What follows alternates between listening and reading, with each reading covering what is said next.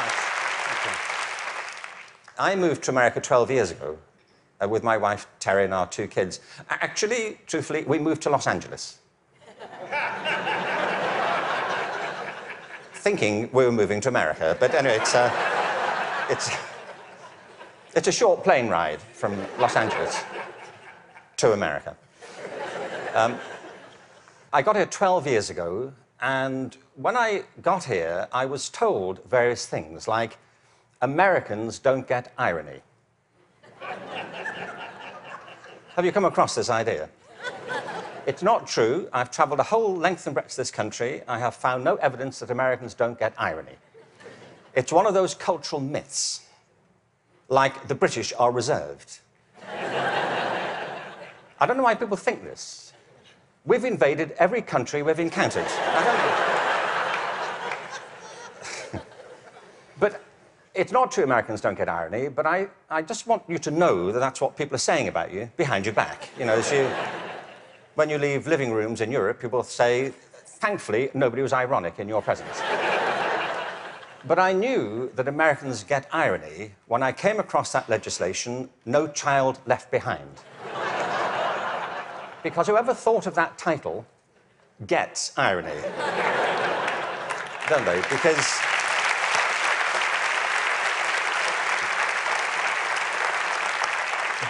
Because it's leaving millions of children behind. Now, I can see that's not a very attractive name for legislation. Millions of children left behind. I can see that. What's the plan? Well, we propose to leave millions of children behind, and here's how it's going to work. And it's working beautifully. In some parts of the country, 60% of kids drop out of high school. In the Native American communities, it's 80% of kids. If we halved that number, one estimate is it would create a net gain to the US economy over 10 years of nearly $1 trillion. From an economic point of view, this is good math, isn't it? That we should do this. It actually costs an enormous amount to mop up the damage from the dropout crisis. But the dropout crisis is just the tip of an iceberg. What it doesn't count are all the kids who are in school but being disengaged from it, who don't enjoy it, who don't get any real benefit from it. And the reason is not that we're not spending enough money. America spends more money on education than most other countries. Class sizes are smaller than in many countries. And there are hundreds of initiatives every year to try and improve education. The trouble is, it's all going in the wrong direction. There are 3 principles on which human life flourishes, and they are contradicted by the culture of education under which most teachers have to labor and most students have to endure. The first is this, that human beings are naturally different and diverse. Can I ask you, how many of you have got children of your own? Okay. Or grandchildren? How about 2 children or more? Right. And the rest of you have seen such children? Small people wandering about. I will make you a bet, and I'm confident I will win the bet. If you've got 2 children or more, I bet you they are completely different from each other, aren't they? Aren't they? You would never confuse them, would you?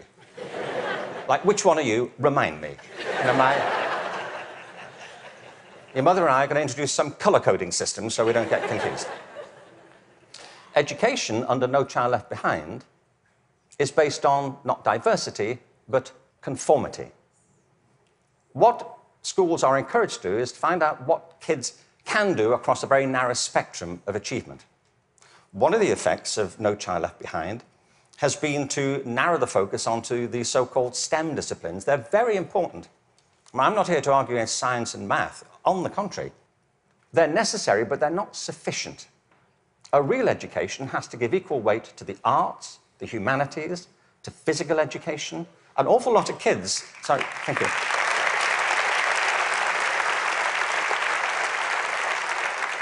One estimate in America currently is that something like 10% of kids getting on that way are being diagnosed with various conditions under the broad title of attention deficit disorder, ADHD. I'm not saying there's no such thing. I just don't believe it's an epidemic like this. If you sit kids down hour after hour doing low-grade clerical work, don't be surprised if they start to fidget, you know.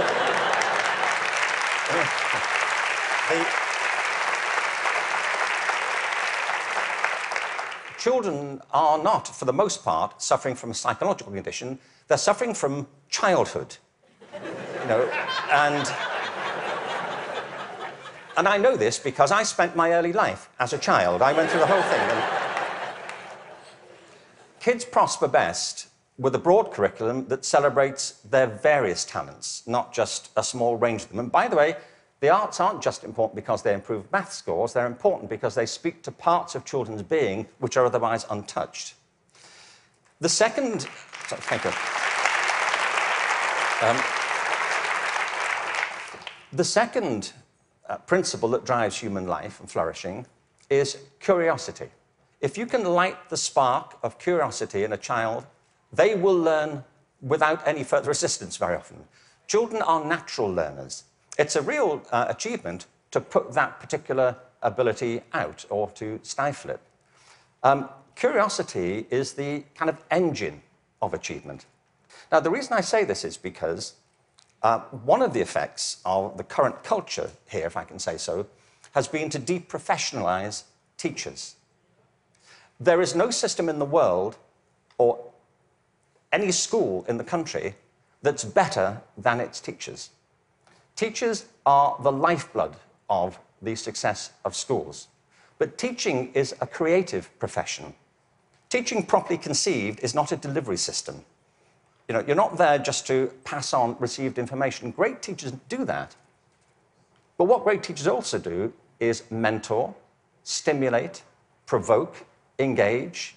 You see, in the end, education is about learning.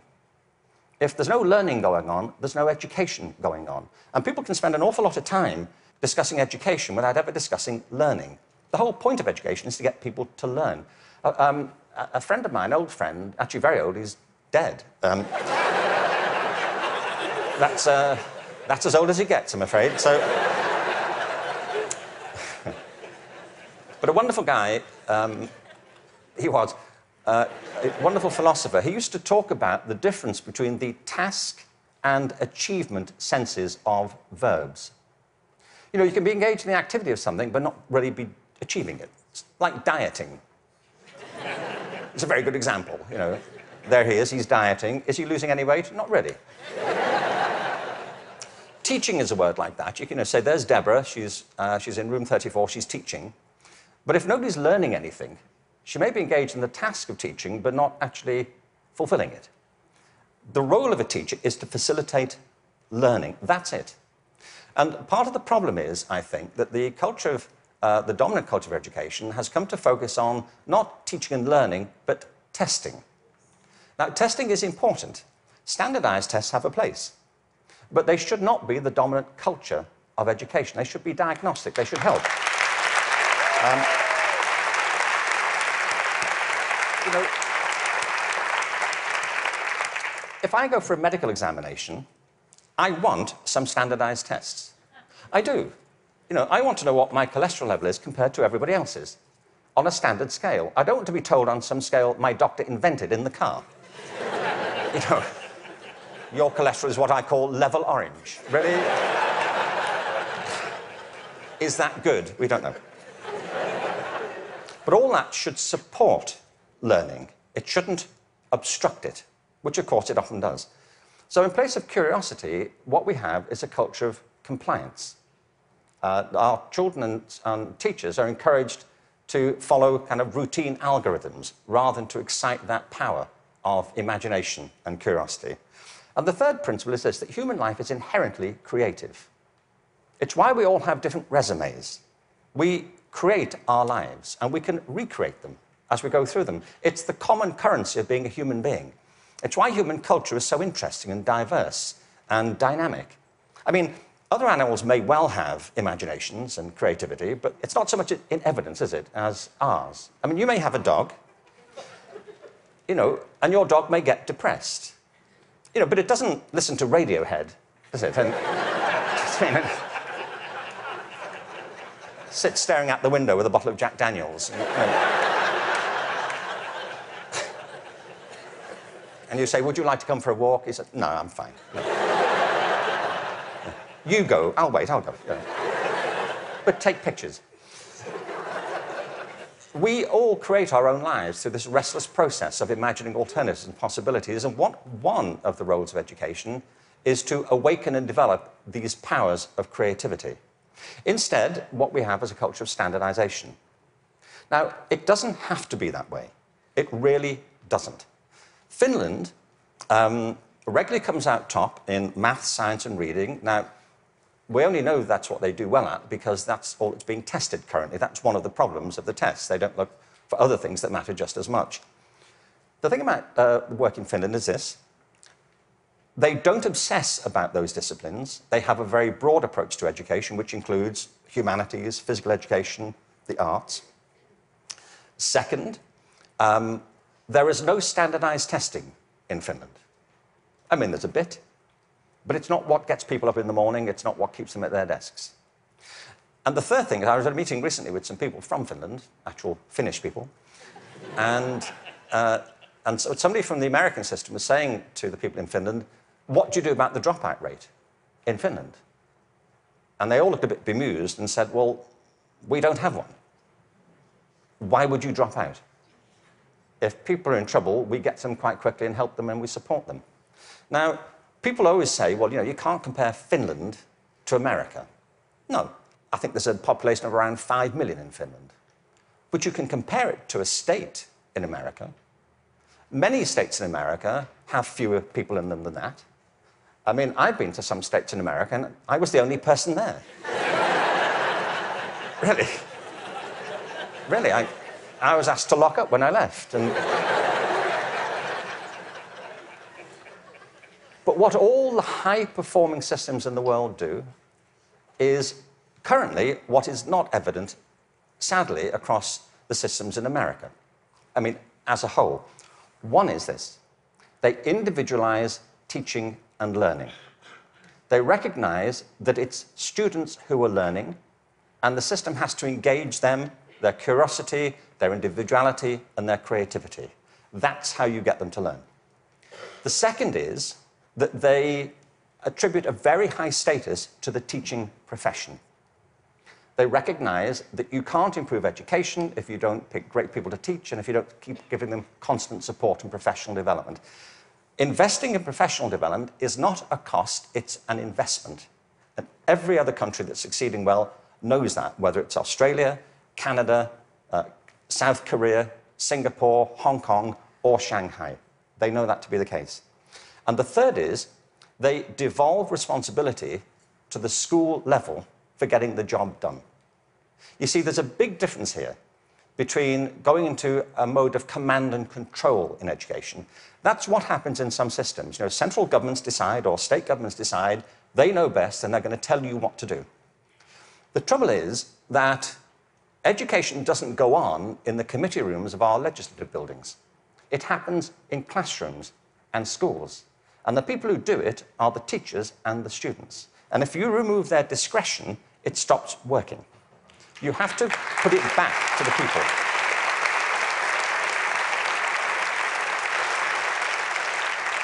There is wonderful work happening in this country. But I have to say, it's happening in spite of the dominant culture of education, not because of it. It's like people are sailing into a headwind all the time. And the reason I think is this, that many of the current policies are based on mechanistic conceptions of education. It's like education is an industrial process that can be improved just by having better data. And somewhere in, I think, the back of the mind of some policymakers is this idea that if we fine-tune it well enough, if we just get it right, it'll all hum along perfectly into the future. It won't, and it never did. The point is that education is not a mechanical system, it's a human system. It's about people. People who either do want to learn or don't want to learn. Every student who drops out of school has a reason for it. which is rooted in their own biography. They may find it boring, they may find it irrelevant, they may find that it's at odds with the life they're living outside of school. There are trends, but the stories are always unique. I was at a meeting recently in Los Angeles they're called alternative education programs. These are programs designed to get kids back into education. They have certain common features. They're very personalized. They have strong support for the teachers, close links with the community, and a broad and diverse curriculum, and often programs which involve students outside school as well as inside school. And they work. What's interesting to me is these are called alternative education. You know? And all the evidence from around the world is if we all did that, there'd be no need for the alternative.